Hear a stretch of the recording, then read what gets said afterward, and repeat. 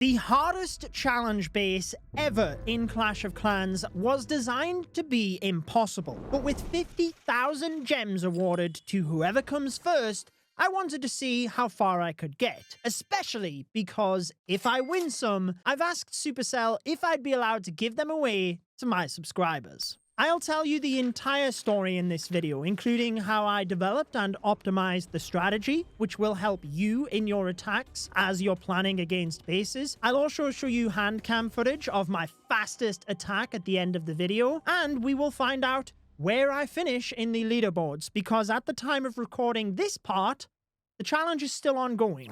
The journey for me started a couple of days before the challenge went live though, because being part of the Supercell Creator Program, I get access to updates and challenge levels slightly ahead of time to bring you sneak peek videos and guides. However, since there were 11 challenges before the Impossible Final, I spent a lot of time making sure my guides were as effective as possible for you. I knew that Trophy Match Challenge 10 was going to be a difficult one, with it being a full Town Hall 16 base. So I spent 2 whole days working on queen charges to make sure that I brought you the easiest charge with optimal timing so that it was easier for people to copy. This meant once I got to the Impossible Final, my priority was finding a solid 2-star approach, since that's all you needed for the rewards, and it was supposed to be impossible. Not many people were going to be able to beat this. I did know that Itsu had broke down the base and managed to 3-star, but he's one of the best players in the world. He was happy to share that approach with me, so I thought it would be cool to show you the 3-star approach, but I was mainly focused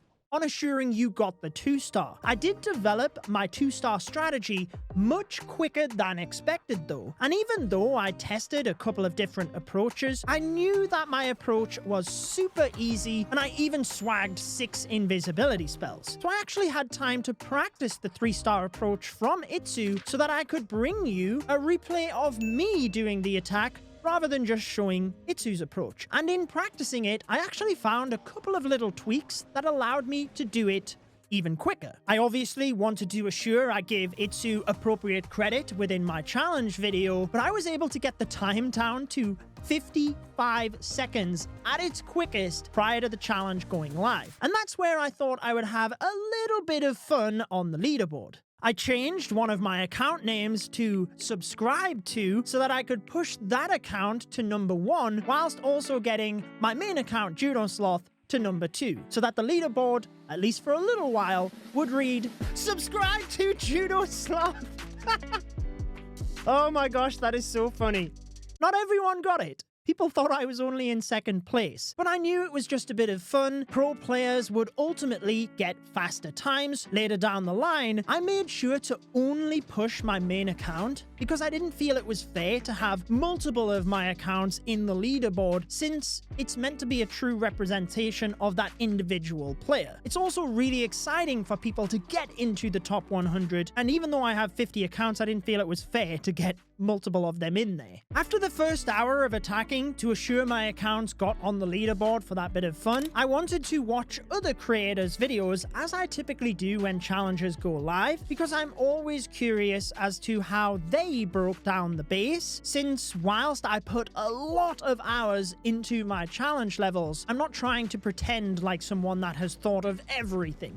So I always like to see how other people attack the bases as well. What I noticed from creators that did bring 3-star approaches is not everybody used a Warden Walk as I did with Itsu's approach. Whilst it was super effective, if we were really trying to get the fastest time, I knew I had to cut the Warden Walk out of the picture.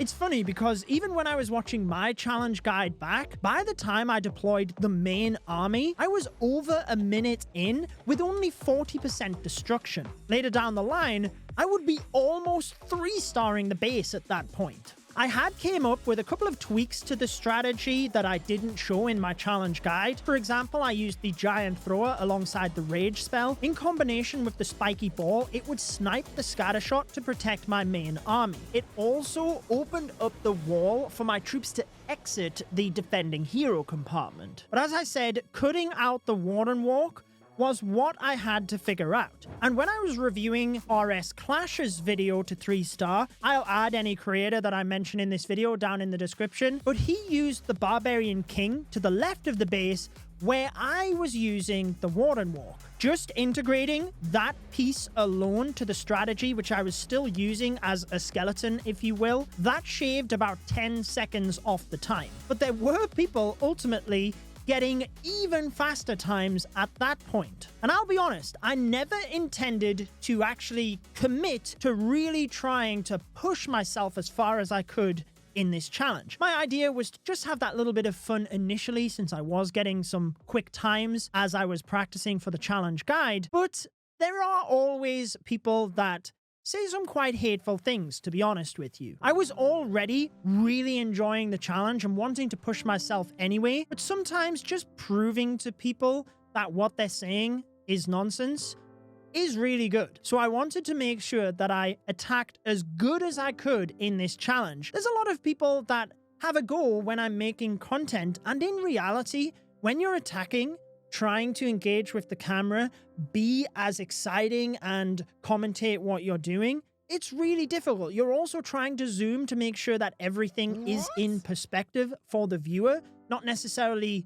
as optimal as possible for you as an attacker. So I saw this as an opportunity to prove my skills, push myself. I was also enjoying doing it. It's the hardest challenge in Clash of Clans. How quick could I do it, and how far could I get up that leaderboard? At this stage, we're still on day 1 of the challenge release. My subscribe to and my main account were still both in the top 20, but as expected, there were other people, pro players, getting faster times. And I wasn't sure how much time I could shave off my approach, even if everything went perfectly. I had to start attacking from different angles at different times. For example, at the very north of the base, I was spending a lot of time deploying barbarian kickers in each location of the base to try and snipe those off, which ultimately took way too much concentration when I could be deploying other stuff around the base. I had more than enough damage moving through from the bottom, so I decided to remove the queen out of that equation and use a queen walk to the north of the base. All I had to do was use 2 barbarian kickers to deploy the monolith, and the queen was safe. She could slowly take out that section whilst I was busy deploying elsewhere.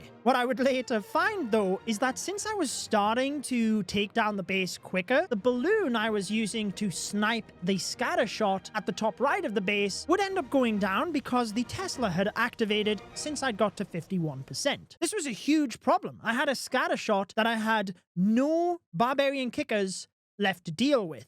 However, I remember in Coco's video seeing that she rotated where she deployed the 2 giant throwers to snipe the scatter shot and the single inferno, not just the storage in the inferno, as I was doing. The storage was still a big deal. It's a high HP building that has to go down fast if we're trying to get a quick time, but with the queen now up in that location, I just rotated where I had the giant throwers deployed. Now, I'm making it sound like these tweaks happened very quickly, but this happened over the course of a couple of days and hours worth of attacking. As I was getting quicker, it would then result in some things not working in my strategy. I'd have to review exactly what was going on there, try and work out the optimal timing, because as a prime example, using the Royal Champion on the right side of the base, trying to deploy my Royal Champion quicker meant that the single target Inferno would lock on to my Royal Champion, and I couldn't get to the stage of using my Barbarian Kicker to get that down because I was too busy deploying things elsewhere. So I rotated the skeleton spell to that area. But whatever it might be, it takes a lot of time before everything is deployed effectively. There's no human error, but then that certain things happen the way they need to before you can then even test that one thing you want to see. Is it going to make the strategy better? And maybe you can't judge that after one test, because sometimes things will happen in one attack and not another. As an example of that, the Barbarian King would sometimes go in to attack the enemy king if that enemy king was standing at the bottom side of his altar, and he needed to be in order to get the fastest time. So whenever the Barbarian King on defense wasn't, and your king walked down to the bottom, well, then I might as well just restart the attack because I'm not going to get that fastest time. So there were certain things that you have to just continue to attack until everything falls into place. And that leads me a little bit onto how long this took, actually, because whilst I was attacking for hours each day, that would be allowing me to get the motions down and assure that whatever needed to happen happened in that specific attack. But then when I would go to bed on a nighttime, I couldn't stop thinking, like, what could I do to make this slightly better? Maybe the next morning when I got up, I got the kids sorted, I could have a quick try on my phone if it was some sort of test scenario that was earlier on in the attack, but I couldn't actually attack on my phone. I really feel like to get the fastest time on this, you had to be on a tablet. To attack on your phone with this precision and this speed, I just certainly couldn't do. But shifting on a little bit, I'd say at this stage I was on 1:35 and I was very happy with that time. But Philip, one of the pro players from Synchronic Gaming, was in number 1 at 1 minute and 43 seconds remaining. And to me, I just didn't think I was able to get that far. I was going to try. I was going to give it everything I could. So I decided, rather than continuing to just drill my attack, which might shave 1 or 2 seconds left, I went back to the drawing board. And I tried anything I could. I was continuing to search YouTube on the off chance that someone that did get a good time uploaded something, but there was not. At this stage, no one's uploading stuff. Everyone wants the 50,000 gems, so I'm not finding any videos to help me. It all has to just be trial and error. And I think there was 2 things specifically that got me very close to the time of Philip. And that was that since I was getting better with my deployment, I could rotate what I deployed when in order to take the single target Inferno down by the Royal Champion so that I could save my skeleton spell. And there was a lot of that during this stage, trying to figure out what do I deploy when for the most optimal time. And it sounds easy of just deploy everything as fast as you can, but this base is designed to be impossible. There are certain things that you have to deploy very strategically. You have to zoom in to get them deployed perfectly, because the more times you can deploy it perfectly, the better chance you have of having that perfect run, trying to eliminate the room for error. So you have to have the time to deploy things, but then assure that everything is deployed in a way that they protect each other. Like I was saying, the single target on the Royal Champion, that needs to be down to then protect the Royal Champion, so that phase of the attack needs to be deployed beforehand, etc., etc. And I felt I was getting everything in motion, whereby everything from the north, east, south, and west of the base, they were all converging to the town hall at the same time. And that's the most optimal. It was really just tweaking those final things. But with the skeleton spell left over, I needed to figure out where to put that. And what I noticed more often than not, it was the heroes at the bottom of the base without the queen to get through that. That's what was slowing me down. So I decided to deploy the skeleton spell there. Just plonk it at the bottom of the base. The skeletons would help get through the defending skeletons. And the other tweak I made was to save onto the poison lizard. Up until that point, I was just letting it go down because it's very hard to turn all of the buildings invisible, turn the poison lizard and the Grand Warden invisible to recall both of them. But with that poison lizard and the skeleton spell, I could push through the bottom of the base a lot quicker. And that is when I finally started getting into the 1 minute and 40 second range, and I was able to pass Philip, who I know is one of the best players in the world. Synchronic Gaming, they won the first golden ticket this year in the qualifiers, so it makes sense that they have a bunch of their players in the leaderboard. But just as I passed Philip's time, that's when someone managed to get 2 minutes and 17 seconds remaining. To me, it was uncomprehendable. And I mean, I knew I wasn't going to beat that, but I just had to focus on my time. I was still in 4th or 5th place, I believe, at this stage. I was taking a lot of screenshots as I went along, and I didn't start recording the gameplay and the hand cam until the later stages. Because like I said, I didn't expect to get this far. I wasn't going to commit this amount of time, but I just got more and more invested in the challenge, and I was able to optimize things to get 147, which pulled me back into the top 3, but there was someone with 148, and then just before I went to bed, I got 148, which equaled that time.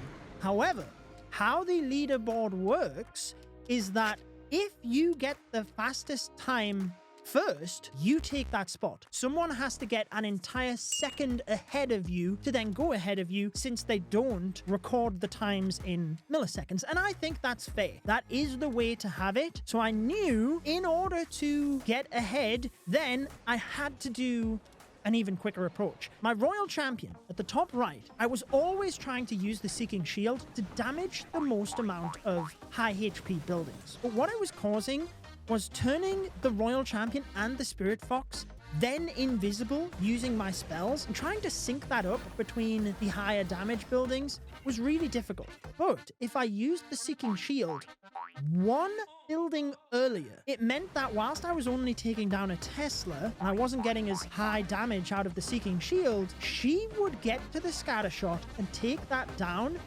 before becoming visible again after the Spirit Fox. That meant as soon as the scatter shot went down, I could just turn the Royal Champion and the Spirit Fox invisible perfectly, and then she was able to get through the other buildings. So the invisibility synchronization was way better by pressing the Seeking Shield one building earlier. And that is how I got 151.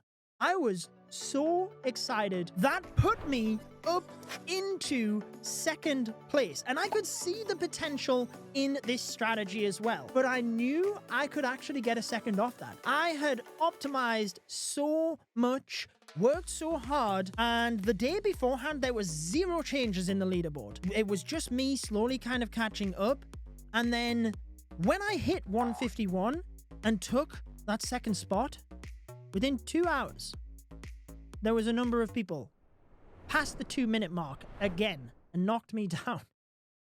You literally couldn't write it. But again, I thought I just need to focus on my stuff. The number 1 player at the time of recording this ended up getting strucken off, and I kept going.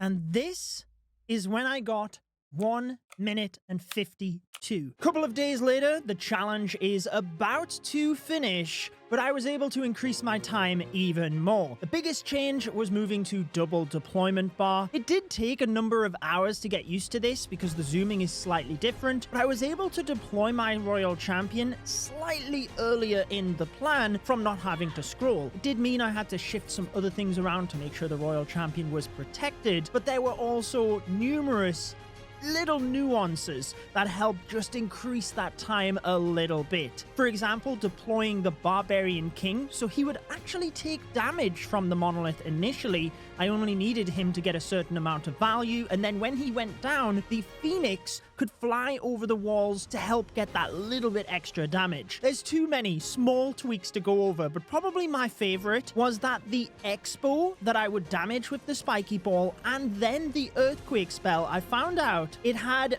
only a fraction of health left, so you could take that down with the splash of a wall breaker. How amazing. But anyways, 156 is my fastest time. It became my nemesis because I hit that 3 times over. And we'll have to see after the fair play checks exactly where I finish. But this is my favorite run of 156.